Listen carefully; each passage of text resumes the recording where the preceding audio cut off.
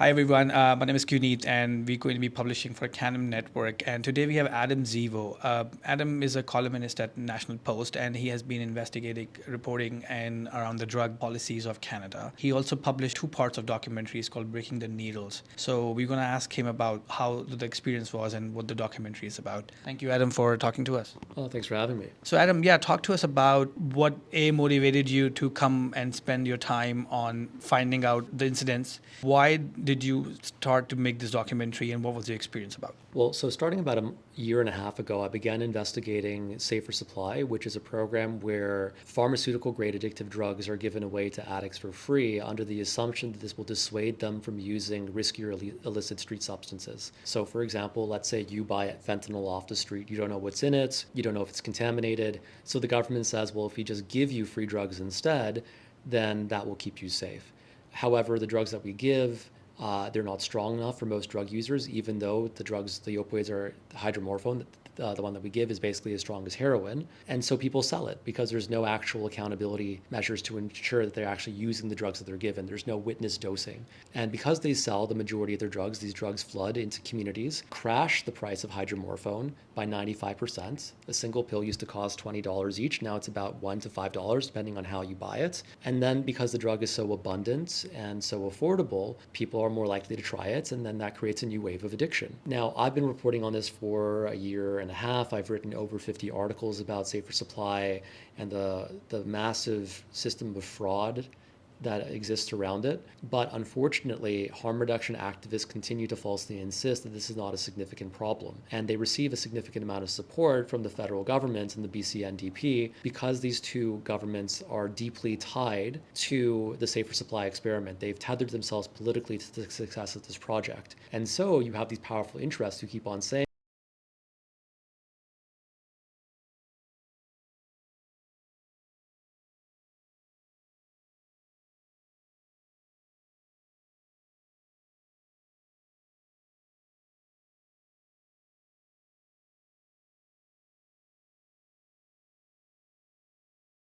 on record. If you have just gotten out of rehab a year or two ago, you're trying to focus on recovery, you don't want to always be the center of attention. You don't want to be in a national media story about drugs and have your face splayed everywhere. So unfortunately, that means that many of my interviewees have been off record, and many of the Safer Supply advocates have latched onto that to try to claim that these victims either don't exist or that they're being misrepresented in some way. So I decided that it would be a good idea to make these documentaries about some of the few people who are willing to come on record to show Canadians what's actually happening by giving them a visceral sense of the harms of Safer Supply.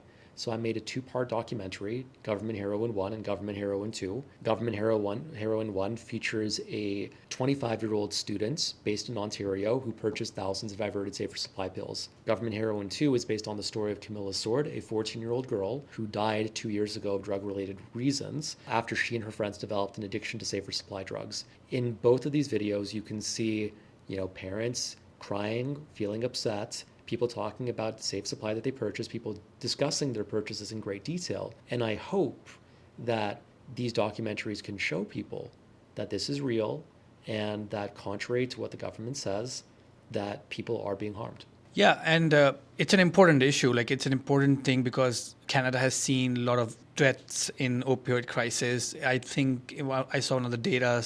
We'll try to provide the link where it says that Canada is the second most drug addicted country in the world, being such a small population. And so this is an important issue. Can you explain our audience what your investigative reporting say about this whole safer supply program? Can you break it down, that how it works? How does the government procure drugs, how they sell it, and who are the benefactors, and how would somebody get access to their program? Walk through us through the whole program. Okay, so this is how Safer Supply works. Let's say you are severely addicted because running this TV channel is really stressful, and you start to use heroin and then you upgrade to fentanyl, and now you're addicted to fentanyl and you're buying it off the street. And when you buy it off the street, you don't know where it's coming from, you don't know what the dose is, you don't know if it's contaminated. And so it's very risky and it can kill you. So starting from a few years ago, the federal government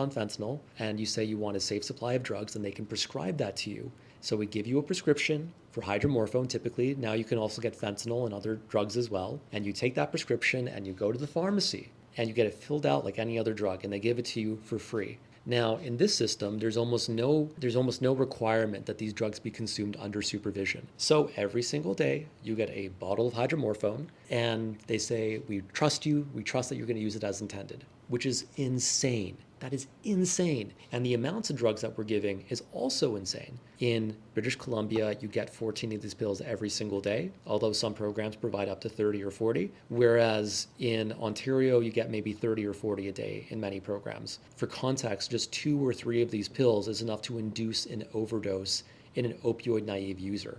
So Guneet, let's say you are selling these drugs because the hydromorphone is not strong enough for you. Because fentanyl is 50 times stronger than hydromorphone. It's 50 times stronger than heroin. So you use it, it's not going to get you high. So you sell it on the streets. And you use that money that you're making to buy fentanyl. So we're not actually mitigating the illicit fentanyl market. We're subsidizing it. And then this hydromorphone that you're selling on the street, it has to go somewhere. And the people who buy it tend to be people who are newer to opioids. They're not going to be the fentanyl users, because those people don't want the hydromorphone. It's not strong enough.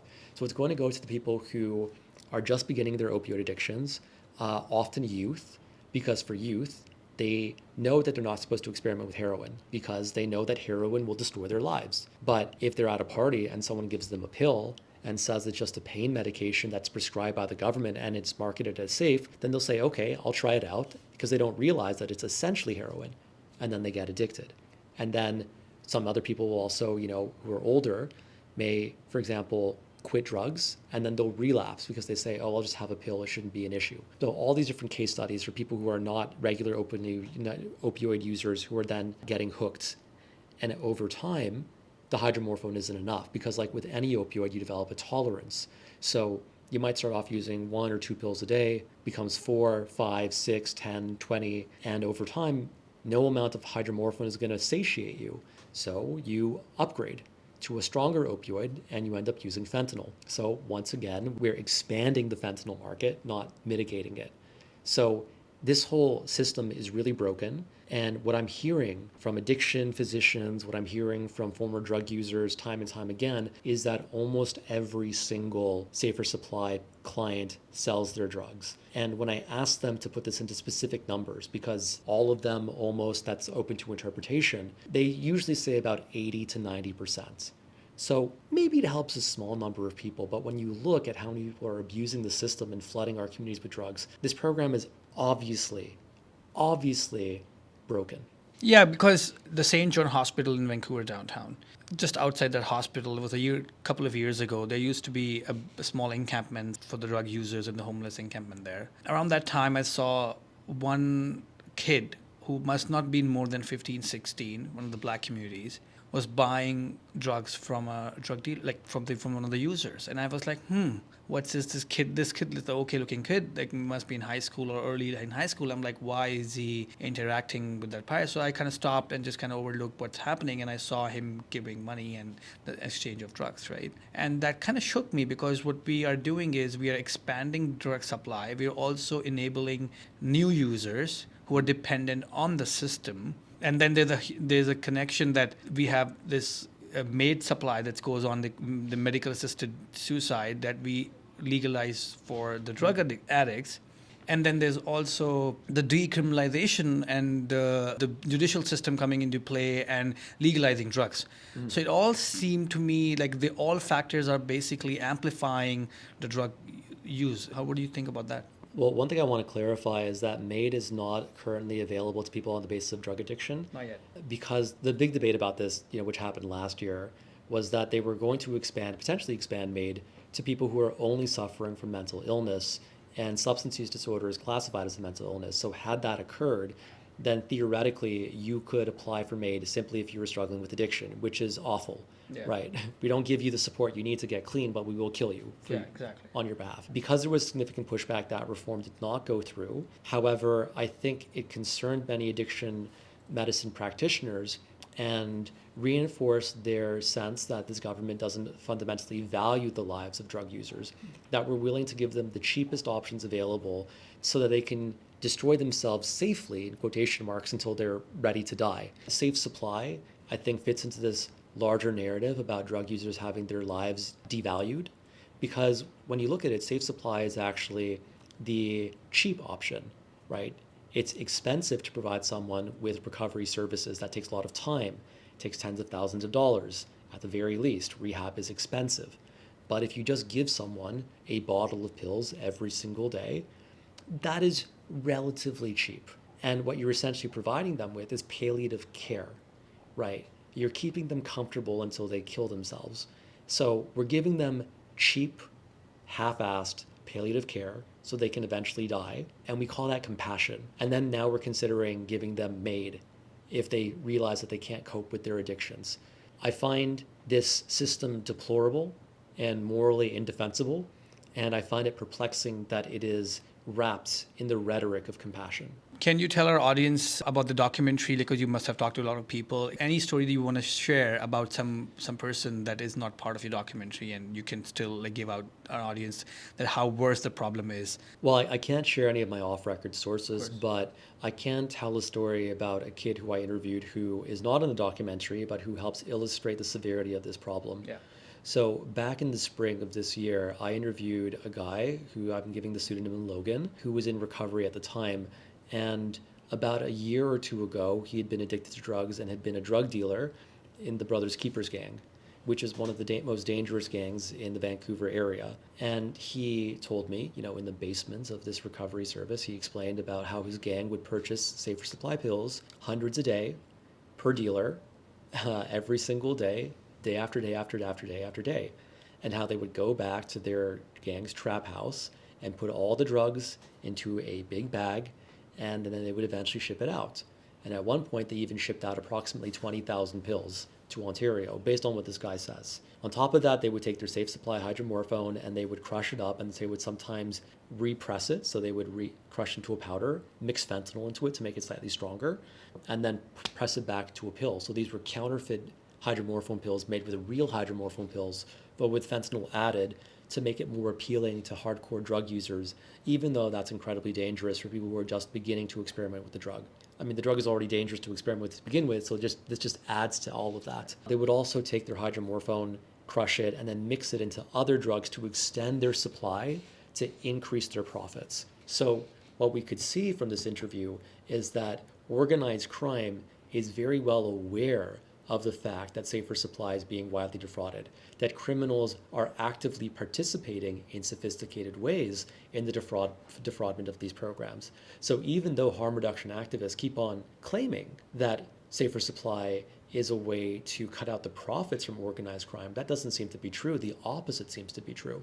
Interesting. What kind of pushback have you personally got? And is there a concern that the support that you're looking for in the community or in the Canadian audience, is there a support that you have on what you're doing and the kind of work that you're putting out? In response to my reporting, I've received a lot of pushback, much of which is unfair and sometimes really concerning. So harm reduction activists have claimed again and again and again that I'm making all of this up, which is absurd. Everything in the National Post gets vetted.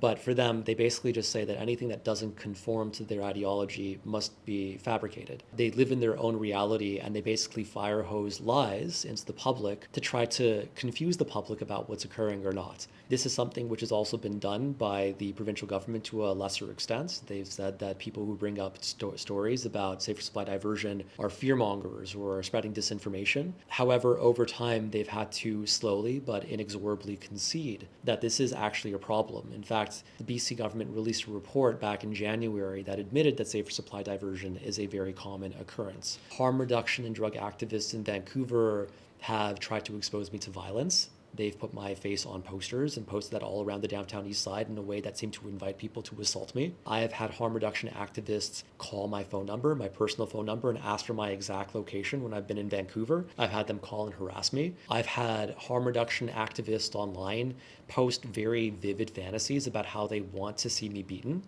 and fantasizing about me bleeding. So many of these people seem really unwell, and it is a difficult space to report in, but at the same time, it is just the price that one has to pay when doing the right thing, right? Because to not continue with this story, to not continue with this investigation because of this pushback would mean prioritizing my own personal comfort over the lives of these kids who are being harmed by this program and who need an advocate in the Canadian media. Yeah, well, I hope you continue to put out the good work that you're putting in, and I would urge my audience to also follow Adam Zivo on his X account and watch his documentary, Breaking the Needles, both parts. Are there any more parts coming out, and what's the arc on this, and on the work that you're going to be putting out? I think there'll likely be more iterations and just a question about what to film next. There are so many stories regarding drugs and crime in Canada that it's kind of difficult to figure out what to film first. But I think that over the next year, we'll definitely see another chapter. Well, we'll look out for what you're publishing next, and thank you for talking with us. Thanks for having me.